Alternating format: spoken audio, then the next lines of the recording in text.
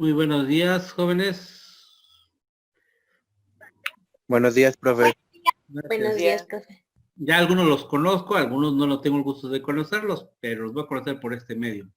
Ahora ya no tengo el gusto de conocerlo, a Raquel también, a Juan Carlos, no me acuerdo muy bien de él, ni Casey, ni Wendy. A lo mejor probablemente sean también para mí, para ustedes, tener la primera sesión de esta materia conmigo, y que no tengamos el gusto de conocerlo. ¿De qué licenciatura son, chicos? Si son tan amables. Abraham, ¿es contaduría? Informática, profe. Administrativa. Informática, igual que Karina. Así es. Juan Carlos, Casey y Wendy. De informática administrativa. Informática administrativa. ¿De qué cuatrimestre son? Cuarto cuatrimestre, Wendy y yo.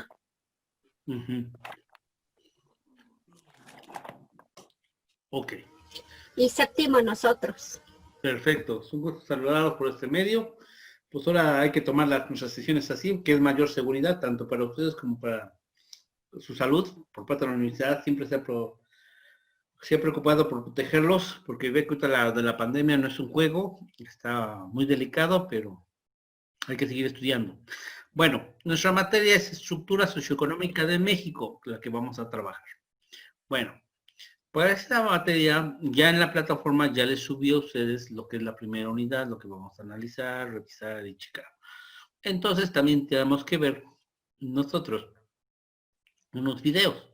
Y por eso vamos a compartir esta pantalla para proyectarles el primer video.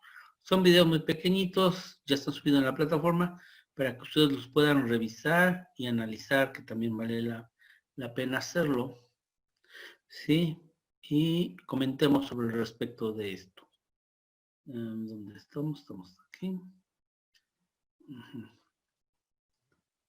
Si por alguna circunstancia no sigue el audio, me informan, chicos, porque a veces también falla el audio.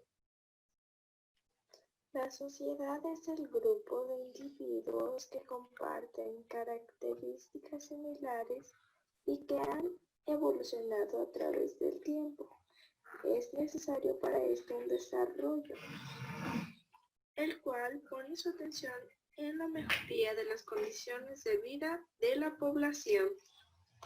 Es la transformación de la estructura de una sociedad que tiene como resultado la mejor satisfacción de las necesidades de la población. Interrogantes como cuáles son esas necesidades nos han llevado a redefinir el término de desarrollo en dos. El que ya conocíamos era el económico, que se refiere a las necesidades materiales de la población, y el desarrollo humano, que es la posibilidad de que las personas vivan una larga vida plena y saludable. La explotación de los recursos naturales afecta a la población en sus condiciones de vida. Por ello, la naturaleza es indispensable para el desarrollo, teniendo una base material y siendo la naturaleza la única fuente de objetos de la que puede disponer el hombre. De esta forma se relacionan los recursos naturales con los recursos humanos, que son el conjunto de personas y sus capacidades disponibles para una sociedad, incluso los que no tienen actividad económica directa. Los recursos humanos por lo general tienen fuerza de trabajo, que genera un capital, entendido generalmente como dinero. En realidad es el conjunto de recursos materiales o inmateriales que resultan de la producción y a su vez se destinan a ella. Así, el carácter de capital de un producto no depende de cuál sea su producto, sino del uso que se haga de él. No son parte del capital los recursos naturales ni los recursos humanos, tampoco los que están destinados a satisfacer las necesidades de la población y no se destinan a la producción. Esto se conoce como bien de consumo. Por el contrario, es parte del capital aquel bien que se destina a su vez a la producción y se conoce como bien de capital. Un coche familiar utilizado solo para la familia sería un bien de consumo y un coche utilizado para una empresa sería un bien de capital. La inversión en los bienes de capital ha sido una característica de los países desarrollados, generando y expandiendo empresas, al contrario que los países subdesarrollados, los cuales, al no tener suficiente producción, gastan sus bienes económicos y no podrían invertir en otra producción. Al crear los medios de producción suficientes, la generación y la expansión de la industria llega a un buen nivel. Con la revolución industrial se hizo notorio el avance tecnológico y el abaratamiento de la producción. En consecuencia, su impacto en la generación de riqueza. Ok, chicos, este es el primer video que vamos a nosotros a ver y te vamos a ver con el siguiente. Pero para esto nosotros también tenemos que analizar el otro video que tienen en la plataforma. Déjenme ver dónde está.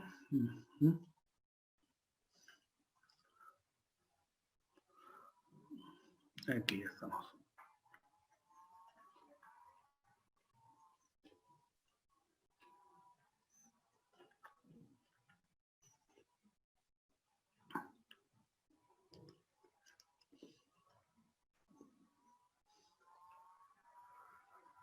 A continuación se va a presentar un video sobre la estructura socioeconómica de México, en el cual se tocarán temas como geografía de México, demografía, sectores económicos, modelos económicos y componentes o engranajes que mantienen todo este sistema en funcionamiento. México, cuyo nombre oficial es Estados Unidos, presentar un video sobre la estructura.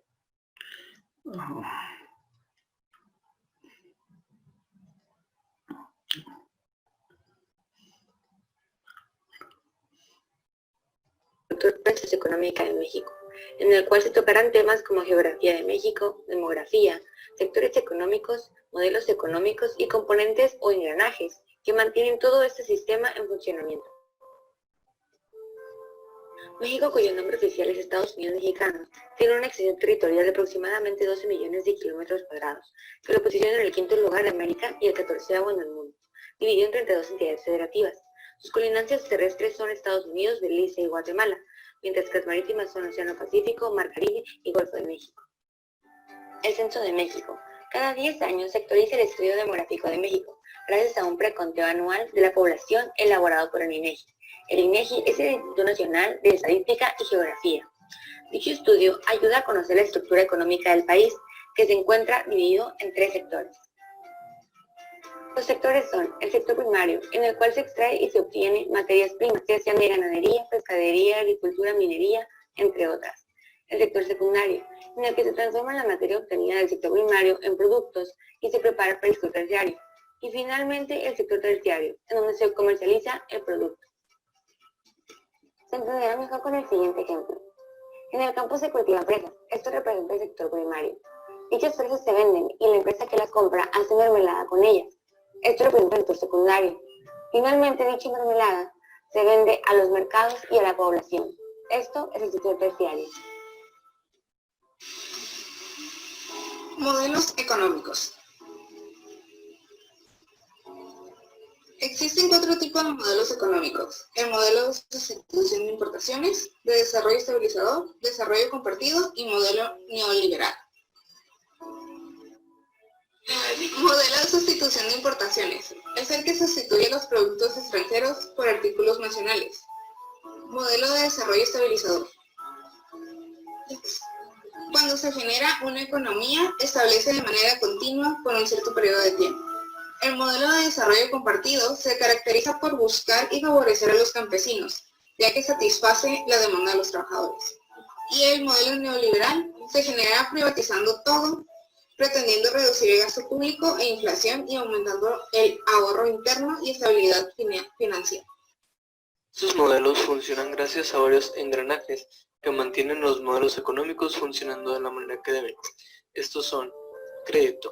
Esta es una operación financiera en la cual una persona, el acreedor, realiza un préstamo por una cantidad determinada de dinero a otra persona, el deudor. Inflación.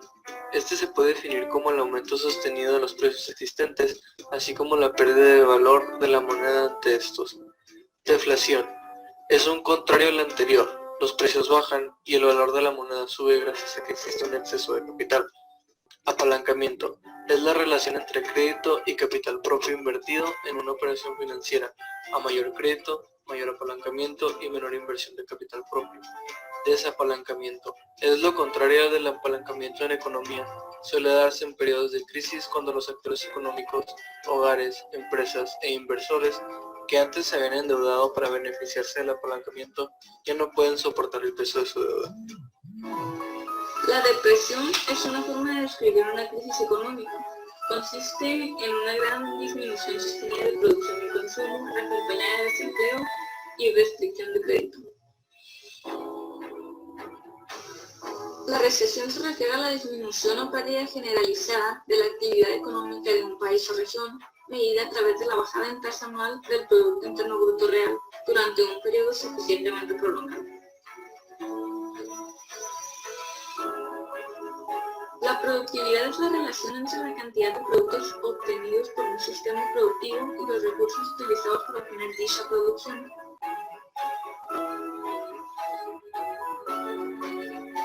Estos engranajes son los que sostienen el modelo económico. Para mantener un registro de todo esto, se requiere tener un registro de todo, y para hacer esto existen diferentes tipos de cuentas. La cuenta corriente se encarga de todas las operaciones reales que se realizan. La cuenta financiera, que recoge los datos de los residentes del país. La balanza de errores u omisiones, que se encarga de registrar datos que no entran en ninguna de las cuentas anteriores.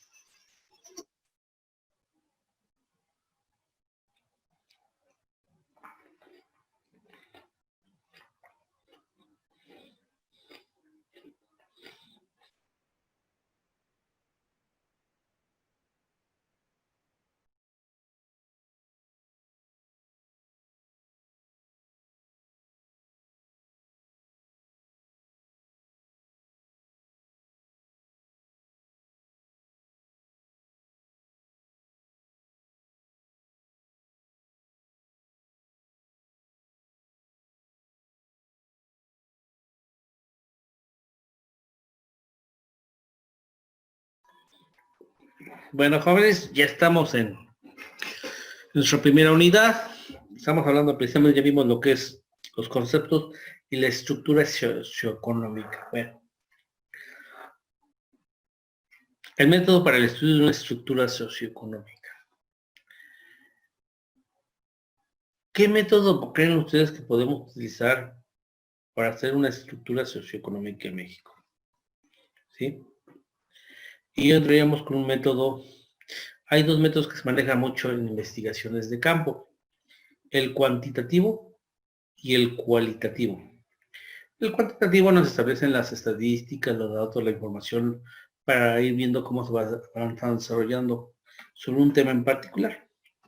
El cualitativo es aquel cuando una persona, el investigador así llamándolo, se introduce en el fenómeno, forma parte del fenómeno y está analizando desde adentro todos los aspectos, todas las cualidades de este fenómeno de investigación. Diré yo de una manera interesante, para hacer un ejemplo. Desde un punto de vista de un método cualitativo, podríamos ver el gran problema que está sufriendo ahorita México. México tenemos un desabasto de medicamentos, principalmente para menores de edad que tienen cáncer. No hay el medicamento para las quimioterapias. ¿Qué tendríamos que hacer ahí? ¿Cuál sería el enfoque del investigador en este método? Es que esté directamente viendo a las familias, conozca a cada una de las familias que desafortunadamente está pasando por este sistema y que también se percate de forma directa cómo el sistema de salud se ha colapsado en México porque no hay los insumos suficientes para proporcionar la atención de quimioterapia, radioterapia o los medicamentos que se les tienen que aplicar a estos menores infantiles. ¿Sí? Este sería el punto de vista de cualitativo. Vámonos al cuantitativo.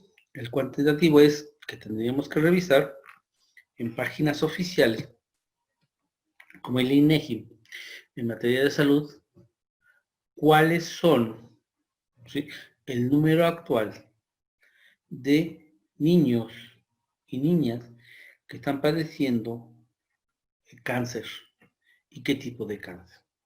¿Cuántos hospitales en toda la República Mexicana se encargan de dar estas terapias de cáncer y todo lo demás y están registrados?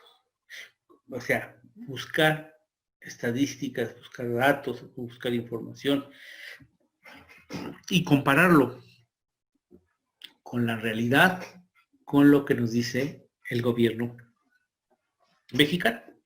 Recuerden que el Ejecutivo se comprometió a que no habría escasez de medicamentos, más para los menores que están padeciendo cáncer. Sin embargo, una cosa es que se haya comprometido públicamente y otra cosa es que la realidad en los centros de salud existe ese desabasto, tanto en sus terapias como en los medicamentos que forman parte integrante de la atención a el cáncer infantil. Entonces, ya tenemos dos métodos, cuantitativo y cualitativo.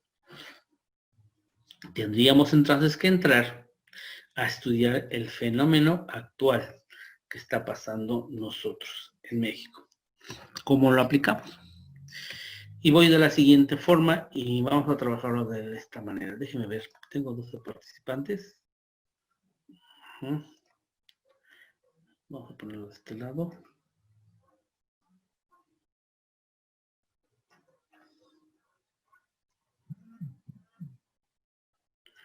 Ok. Vamos a ver. Ok, tengo 2, 4, 6, 8, 9. 9 participantes. A ver, jóvenes. Con la pandemia que sucedió a nivel internacional y en el cual México no es nada ajeno, vamos a hacer un análisis de esta manera. Estructura socioeconómica. Recuérdense que los orígenes de la pandemia se dan en Wuhan, en China. ¿En qué mes y en qué año se dio esa situación y qué hizo inmediatamente el gobierno chino? ¿Quién quiere participar?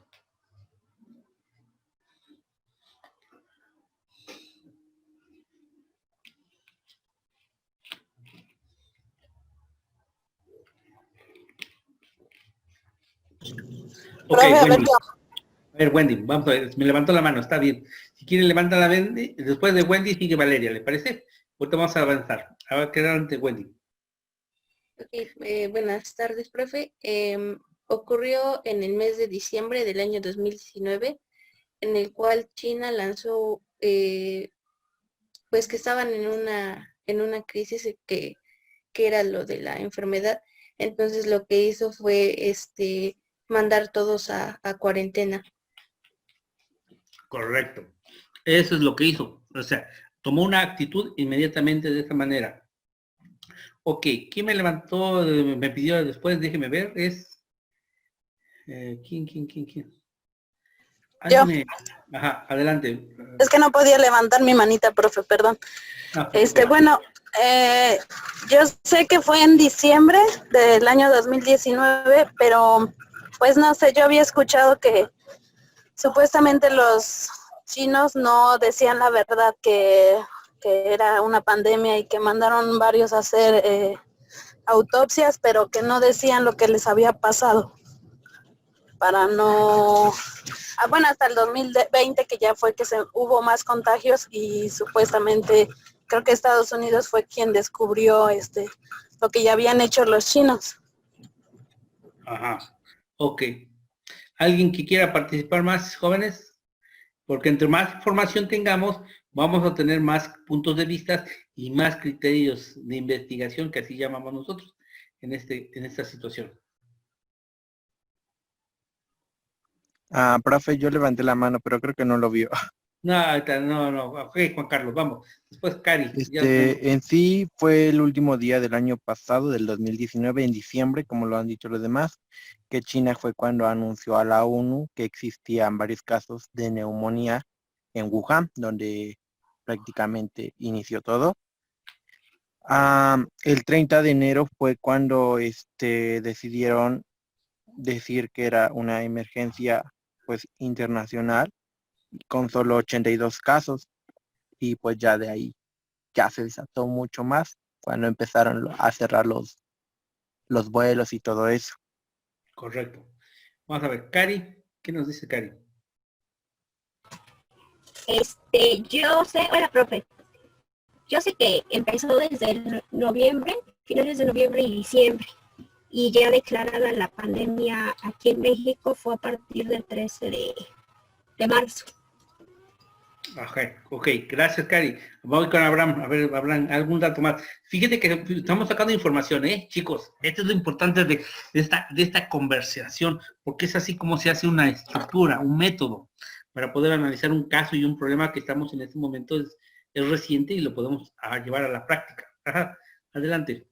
Bueno, a agregar otro dato más, bueno, aparte de esto, de lo que mencionaron mis compañeros, pues también que hubo mucha, pues decían que fue porque alguien comió el murciélago y otros fue porque fue una creación humana desde los científicos para crear pues una decadencia económica, ¿no? Porque se hablaba de que iba a haber el cambio físico del dinero por dinero virtual. Bueno, es lo que llegué también a ver.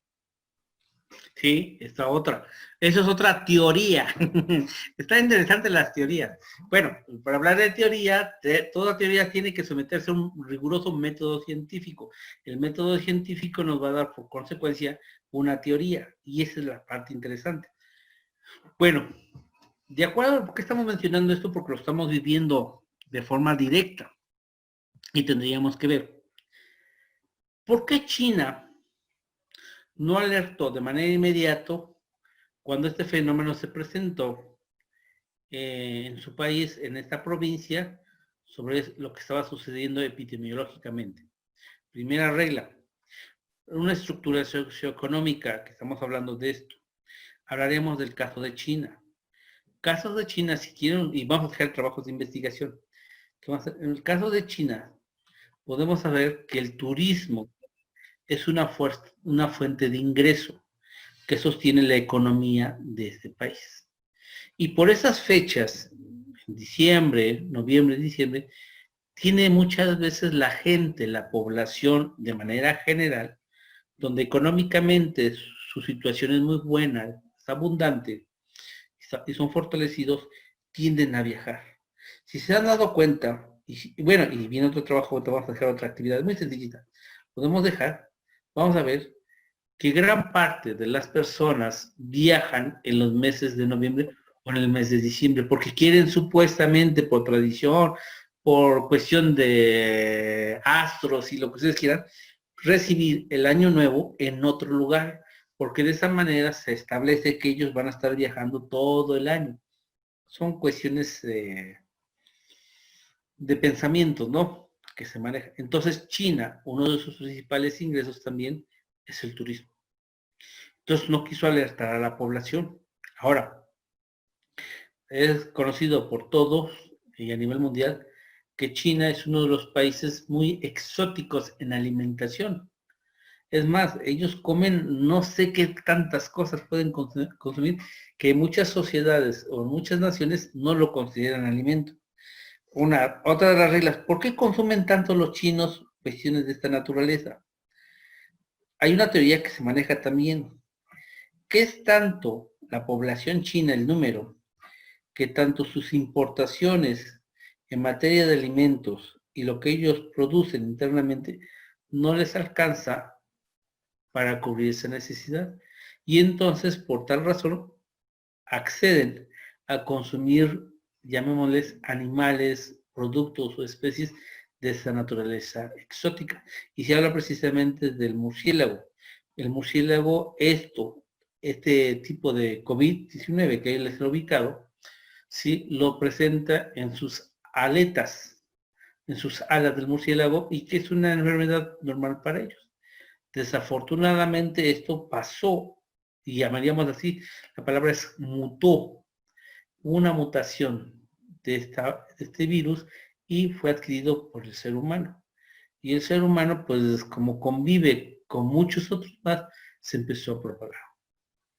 Inmediatamente, ¿qué hizo? Y aquí viene la característica que precisamente estamos manejando esto. China, es correcto, lo declara a nivel nacional y abre el propósito de meter su población en cuarentena. ¿Cuál es la finalidad de meter a la población en cuarentena? Dos características. Económicamente, no ver afectado a toda la población de los chinos. Si se dan cuenta que esta cuarentena se dio en la provincia de Wuhan y posteriormente fue dando en algunas provincias, es decir, no abarcó la totalidad, pero el gobierno chino cerró puertas, cerró todo, eso fue importantísimo y declaró epidemia inmediatamente y solicitó a su sistema de salud que interviniera para poder darles atención a estas personas. Como esto era una novedad, no sabían cuáles eran los síntomas que se iba a presentar sobre estos sujetos. Inmediatamente mandó a construir, y esa es la característica, mandó a construir 2 hospitales para poder atender a toda su población. ¿Cuál es la finalidad de los chinos haber hecho todo este procedimiento? Porque si los chinos no hubieran tomado esa decisión, ¿qué hubiera pasado? Si hubieran contagiado más comunidades chinas, el número de población de los chinos hubiera aumentado a un número tan exorbitante que se colapsaría su sistema económico, viendo desde el punto de vista de salud. Ahora, como lo dice su compañero Abraham, hay otra teoría. Y la teoría es de que ya no existe esa capacidad suficiente del papel moneda o las monedas para circular en el mundo. Entonces, por tal razón, están emigrando, y hoy si se dan cuenta, todo se está emigrando el sistema económico a ser digital. Es decir, haz tus compras digitalmente y págalos a través de un código. Y así sucesivamente. O escanea esto y págalo. O sea, ya estamos hablando de dinero virtual. Hay otros que están hablando que es interesante, es realmente tú sabes y tienes físicamente el dinero que has ganado por tus servicios. No. Tienes conocimiento que ha sido depositado, que se ha sido transferido a tu cuenta. Que tú tienes un plástico, una tarjeta, llámese de débito, ¿sí? Que llegas a un negocio, lo trasladas, lo pasas y en automático te cargan el cargo de lo que compraste, pagaste y todo lo demás. Pero tú no estás pagando con dinero físicamente, ni con monedas físicamente. Entonces, estamos hablando de la tendencia virtual. Otro, nos habla que esto es una cuestión de control de población. ¿Sí? Entonces, es decir, que algunos países, como Estados Unidos, China, lanzan esta bacteria, perdón, este virus, porque no es bacteria, es un virus. Lanzan este virus precisamente para sacar su producto, su vacuna, y de esta manera poder comercializar este producto. Es otra de las teorías más garrafales que se manejan. ¿Sí? Buscan un control. Sin embargo, científicamente se habla, y hablo ya del punto científicamente, que cada 100 años el ser humano tiene que aparecer un virus. Este virus aparece con una finalidad. El virus viene a hacer un control de natalidad en toda la población humana. Es decir, el mundo está creciendo tanto, sus habitantes y todo lo demás, que no tiene la capacidad para albergarlos y todo lo demás, satisfacer sus necesidades, y entonces surge este virus como tal, como una forma de control natural. Y de esta manera, pues la gente que fallece, pues ya falleció, y la gente que se queda, se va a quedar. ¿Sí? Es como la teoría que manejan de la... Déjenme recordar cómo les llaman esto. De que cuando una persona se ha contagiado, pues ha recuperado y vive en su comunidad, y al estar en contacto con él, se generan anticuerpos. Esto le llaman, ¿cómo se llama? Bueno, entonces me acordar cómo les llama esta cuestión de la manada, parece que es la manada, que generarse anticuerpos por manadas. Entonces, en este tipo de virus no es aplicable. Pero bueno, esa es la cuestión. Pregunto yo a ustedes, ¿qué hizo el gobierno mexicano cuando tuvo conocimiento de esta pandemia? Y si lo que realizó en su momento fue bueno o fue malo. Ok, a ver, sí está amable. Wendy, quiero oír. Selena, también quiero oírlo. Por favor, los que no han participado. Casey. Y alguien más que falte para oír.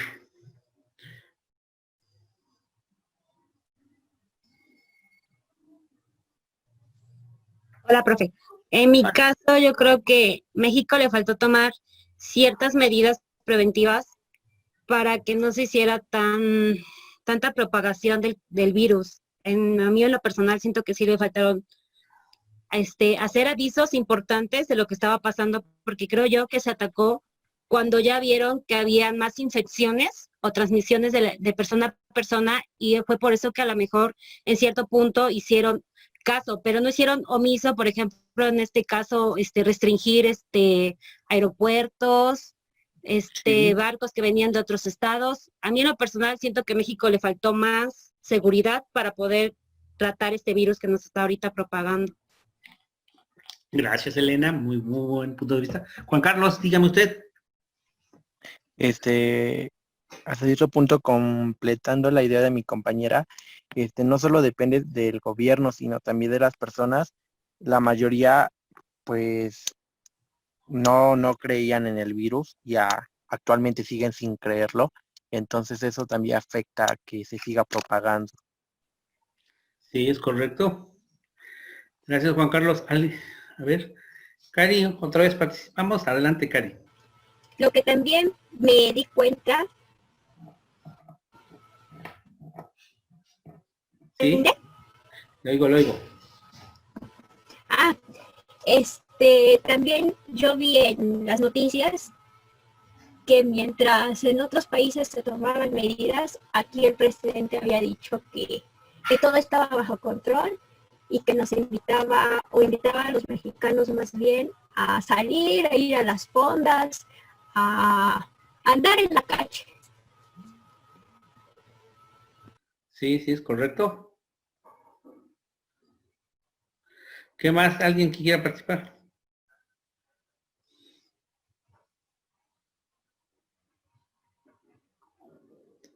Ok. Sí, pues yo, bueno, sí, Abraham.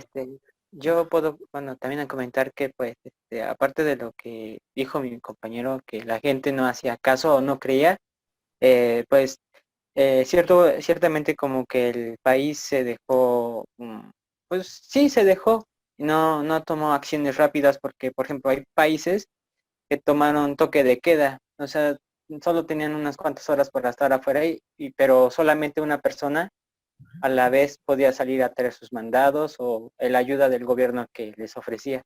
Ya de ahí, si la gente estaba de 5 a las 8 de la noche, pues eran metidas pues tenían una sanción, ¿no? Y yo siento que aparte de la gente que pues también fue desobligada en ese caso no tomar ciertos puntos, el gobierno había tomado entonces medidas un poco extremas, porque ya vemos, ¿no? En el otro continente, bueno, en el otro, en el viejo continente, ¿no? Ya hay escuelas que están regresando con sus alumnos. ¿Por qué? Porque tomaron medidas de cuarentena estricta.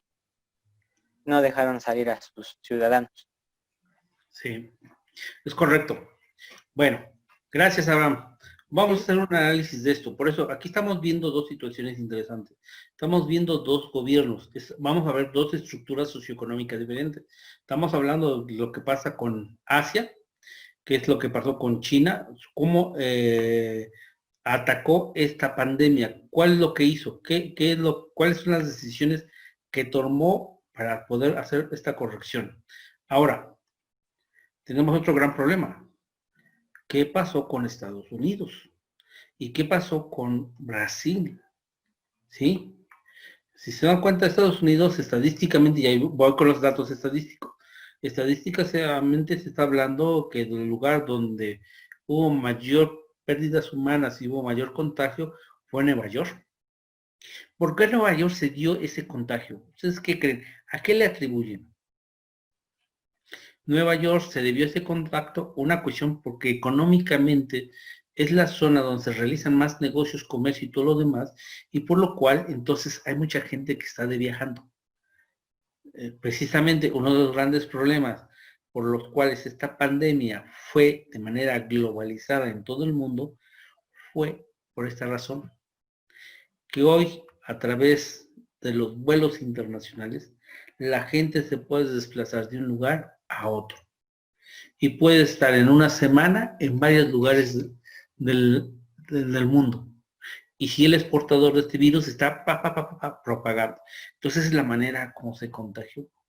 Si hablamos hace 100 años atrás, la manera más tradicional para trasladarse de un lugar eran los barcos. Y los barcos tardaban 3, 6 meses a veces en llegar a algún lugar. Entonces la movilidad de la gente era más lenta. Hoy con la modernidad la gente se moviliza más rápido y entonces genera ese gran problema. Caso particular México, y lo vamos a hablar de esta manera, es que el gobierno mexicano no, ¿cómo puede decir? No lo tomó con seriedad, llamemos este aspecto, esta pandemia, porque pensó que el mexicano es inmune a esta situación, porque recuérdense que nosotros ya habíamos pasado lo que es la influenza, que precisamente México nos atacó la influenza, país de origen, y donde aquí nosotros lo controlamos y se pudo hacer una mejor atención sobre este aspecto. ¿Quieres comentar algo, Kay? ¿Kay? Sí, Adelante. Pues yo siento que el gobierno no es tanto la culpa, porque también las personas, algunos no creemos de esa enfermedad, ya que otros andan sin cubreboca, andan sin gel antibacterial, y pues la verdad, esa es una de las medidas, ¿no?, más necesarias. Sí, fíjate que qué bueno que haces comentario y que lo vamos a retomar de la siguiente manera. ¿Por qué la gente no cree en la existencia de este virus? Porque este virus afecta de manera interna. Los daños que provocas son una vez que el paciente ya lo tiene, su salud se deteriora a tal grado que puede provocar la muerte. O en caso contrario, puede salir adelante, pero ya su sistema inmunológico queda seriamente dañado. De hecho, con esta pandemia, los órganos que se dañan más son pulmones, es páncreas, es riñón e hígado. Órganos que son sumamente importantes, y también corazón. Son los órganos vitales, llamemos a ser, que establece el funcionamiento de una persona.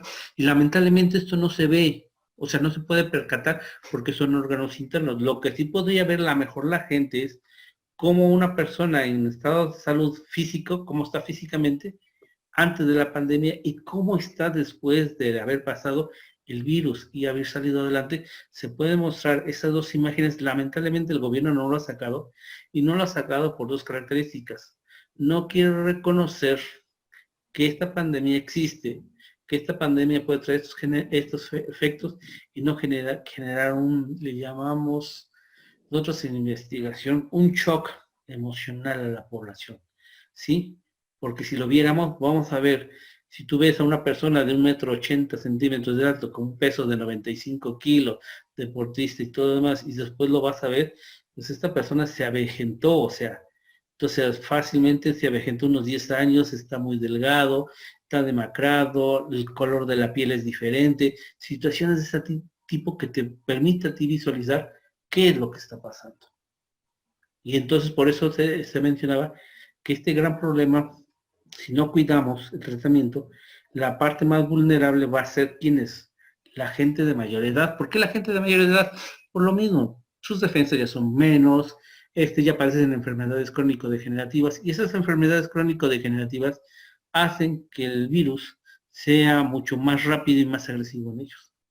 Entonces, ese es el fenómeno que tenemos hoy en México. La gente, al no verlo, al no poderlo percibir físicamente, pues no cree. Entonces, ese es el gran problema. La realidad es que existe y está presente.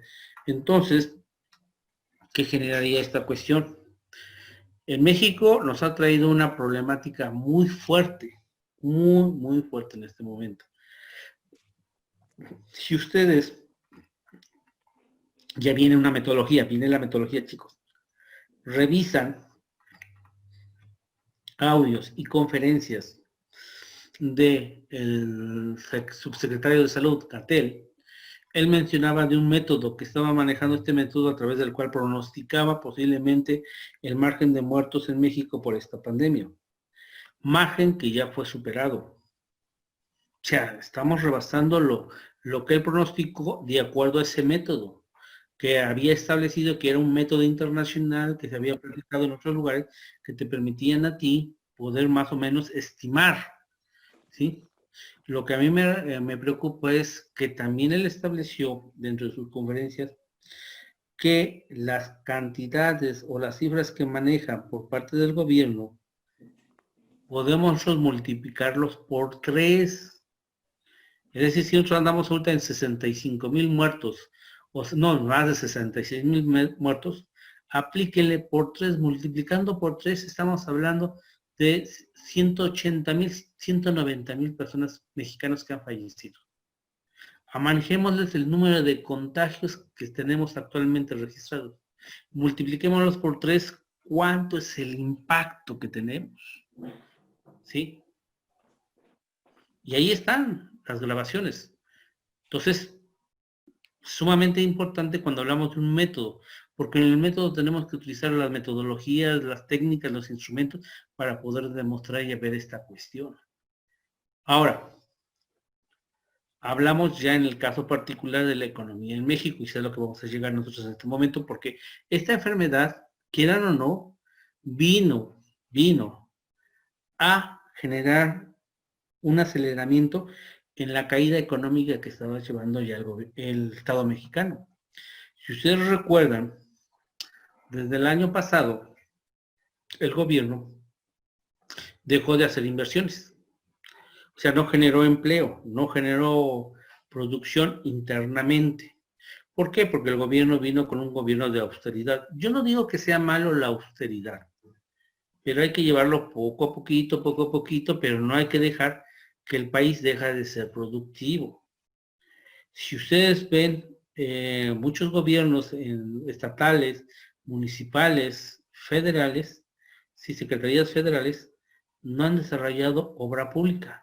Y la obra pública es un mecanismo a través del cual mueves tu economía interna, generas empleo, generas trabajo, hay una derrama económica, se ven beneficiados diversos sectores productivos, pero también esta derrama económica brinda una seguridad y una protección a las familias que están inmersas en ese proceso productivo. Y México cayó en una desaceleración. Ya no fue productivo. Empezamos a ahorrar. Bueno, yo no digo que sea malo el ahorro, está bien, pero siempre dicen, hay que ir poquito manejando. Y por esa razón, se había estimado que México había caído en su PIB. Acuérdense que el PIB es el Producto Interno Bruto. En otros países le llaman Producto Nacional Bruto, PNP, Producto Nacional Bruto. Entonces, así se llama, y a través de eso se mide qué tanto crece la economía de un país o qué tanto decrece. Y según los datos, la economía mexicana no estaba en crecimiento, al contrario, estamos en decrecimiento. Bueno, entonces llega el año 2020, en este 2020 también se tenía que buscar y se ve. Yo les pregunto, las 4 grandes obras que está manejando el Ejecutivo Federal, el Tren Maya, el Aeropuerto Internacional José Ángeles, ¿cómo se llama esta? Crear esta refinería que estamos, y hay una 4ª obra, no me acuerdo el nombre, a ver si alguien recuerda que me la haga saber. Pregunto, él maneja que va a generar una activación de 150,000 empleos. Pregunto, ¿estos 150,000 empleos se va a dar nada más por zonas? No impacta en toda la República Mexicana. En México Son 32 estados. El Tren Maya va a llegar hasta el norte de Chihuahua, Sonora, Coahuila. No llega. La refinería que se está construyendo va a llegar también a Colima, Guadalajara, todo eso. No llega. El aeropuerto que se está construyendo, que está en el Estado de México, sin la fuerza, bueno, la base aérea, va a llegar a Hidalgo, va a llegar a otros, no llega. A lo que yo quiero llegar es que en este momento el gobierno ha centralizado, y esa es la palabra, sus desarrollos en cierta región, pero el impacto económico no se está dando en todos los estados. Esta problemática económica está generando que México no sea competitivo. Tan es así que hoy sí ya se estimó, y eso lo dijo el INEGI, que estamos por debajo del crecimiento y estamos con un menos 0.10% abajo, ¿sí? Entonces, si se lo podemos revisar, ¿qué expectativa económica tenemos para el próximo año? Otro, si a esto le sumamos que el actual secretario de Secretaría de Hacienda y Crédito Público, en una conferencia en días pasados, argumentó que para este año el gobierno federal, al salir de sus compromisos, tuvo que utilizar de sus fideicomisos y tuvo que utilizar de algunos que le llamamos corralito. En materia económica, el corralito es aquellos recursos económicos que los tienes etiquetados y que no los has desarrollado porque no son necesarios en este momento, pero que los tienes guardados. Y de esa manera el gobierno mexicano salió adelante. Ahora, para el próximo año así lo manejó.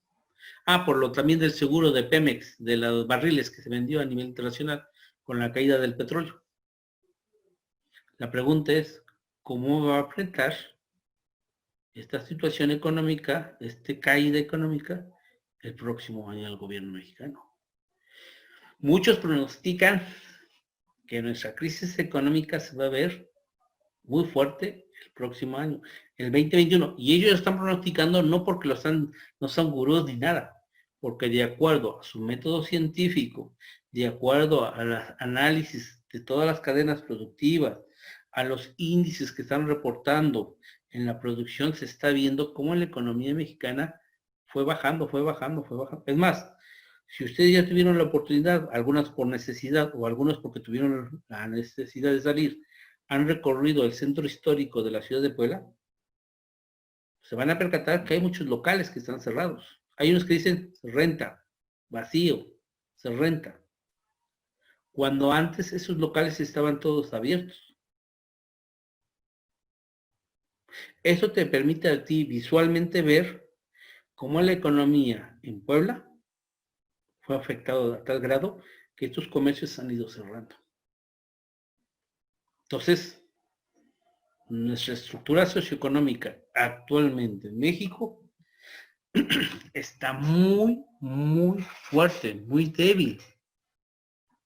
¿En qué sentido? En que vamos a entrar en una recesión, vamos a entrar en una situación altamente delicada. ¿Y qué va a pasar ahorita? Ahora les pregunto a ustedes, jóvenes, a ver, viene esta pregunta. Con los alimentos chatarra, ¿están de acuerdo en que se prohíba la venta a menores de edad y que únicamente los padres o los adultos mayores de 18 años son los que tengan que comprarlo y dárselo a los menores?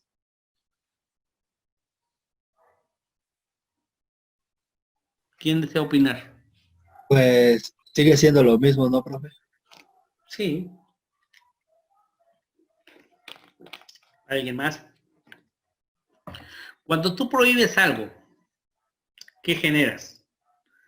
Un negocio informal, o el mercado informal, o el mercadonero, que lo llamamos nosotros. Por ley está prohibido. Fuera de la ley, tenemos esto. Pregunto yo a ustedes, bueno, estos productos que le llaman chatarra y todo lo demás, ya no van a ser vendidos en las tienditas, en los mini super y todo lo demás, misceláneas, los que tenemos ahí donde vivimos cerca.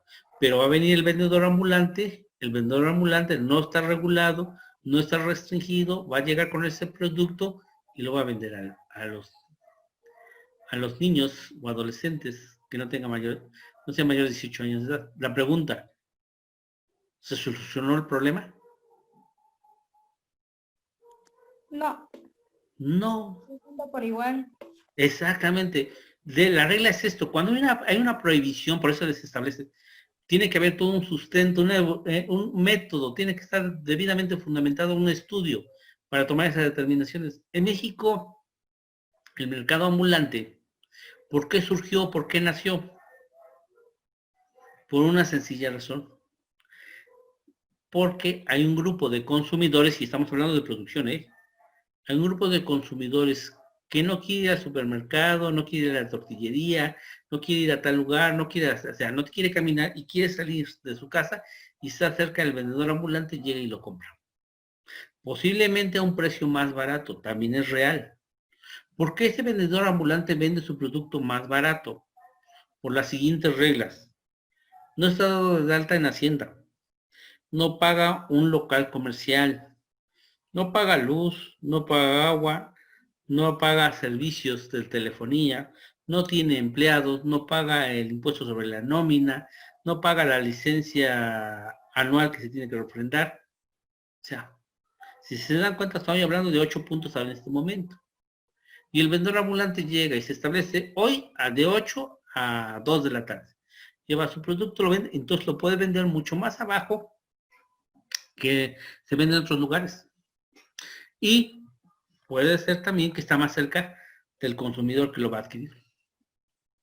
Ahora, muchos de esos productos que se llegan a vender, y eso es algo que se está dando mucho, es mercancía robada. Porque si ustedes revisan estadísticamente, van a encontrar, por eso yo hablo de estadísticas, van a encontrar que en México se ha incrementado el robo mucho a autotransportes de carga. Puebla es uno de los estados Puebla y Veracruz son uno de los estados donde tiene el índice muy alto de este fenómeno. Entonces, espérame, sí está afectando. Bueno, chicos, les voy a dejar una pequeña tarea, muy sencillo, pero quiero que lo revisen, ¿sí? Que analicemos el estudio económico de por lo menos, estamos hablando de la década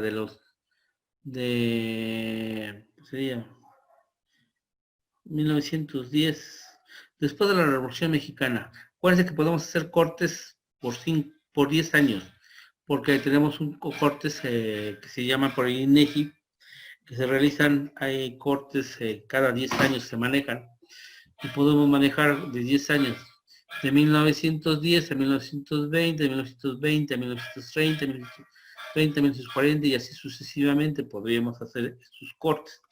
2, 4, 6, 8. Ya, ok. Estaríamos hablando, Abraham, si gusta de una vez le digo, de 1910 a 1920, Juan Carlos, de 1920 a 1930, Casey, de 1930 a 1940, Miguel Ángel, de 1940 a 1950, Omar, de 1950 a 1960, Raquel, de 1900, ¿qué dijimos? ¿60? Ajá. 2, 4, 6. De 1970 a 1980. Selena, sí, de 1980 a 1990. Wendy, de 1990 al 2000. Esto nomás búsquelo en INEGI, así. ¿Sí? El crecimiento o la situación económica de México en ese periodo. En INEGI les va a dar ese dato. Lo único que quiero es que lo agarren, que lo saquen la información más importante y lo apunten en su libreta, por favor. Sería como una media cuartilla. Le toman foto y me lo mandan al WhatsApp. No sé, Cari, si tú seas la administradora o Abraham. ¿Te acuerdas que teníamos un grupo de WhatsApp? Sí, profe, yo lo tengo. Usted es la administradora, un favor, seguimos manejando, ¿qué le parece ese correo de WhatsApp que tenemos, esa cuenta de WhatsApp, y que incluya a sus compañeros nuevos, ¿les parece? Para que a través de eso le tomen fotos a su libreta, pero en su hoja de su libreta le van a poner mi nombre. Por ejemplo, yo soy Omar Beltrán Cervantes, la fecha de eso, el tema que les tocó, le toman foto y lo mandan por WhatsApp, por imagen, y ya, y eso es su tarea. ¿Por qué quiero hacer esto? Por lo siguiente, jóvenes. Vamos a ver cómo, después de la Revolución Mexicana que se da en 1910, la economía de México fue subiendo, tuvo alzas, tuvo bajas. Por ahí algunos de sus compañeros se van a encontrar con la famosa FOBAPROA, que se maneja, la cuestión del rescate bancario y todo lo demás. Y esto nos va a permitir a nosotros establecer criterios para poder visualizar qué nos espera a nosotros con esta crisis económica que se está por venir el próximo año, en el 2021. Y qué debemos tomar en consideración para que no nos afecte mucho esta crisis económica. Bueno, chicos, para mí fue un gusto saludarlos nuevamente. Para los que ya tengo el gusto de conocerlos, es un placer nuevamente. Para los que es mi primera sesión con ellos, será un gusto también, cuando sea posible, conocerlos personalmente. O podemos hacer otra cosa, subir nuestra fotito al módulo, la plataforma, y ahí ya los conocemos. Que tengan un excelente fin de semana, jóvenes. Nos estamos viendo. Voy a seguir subiendo unidades y actividades en la plataforma, Ahorita, por cuestión de tiempo, subimos esta primera unidad, ¿vale? Tengan un buen día. Gracias, profe. Igualmente. Gracias. Gracias. Igualmente, profe, gracias. Igualmente.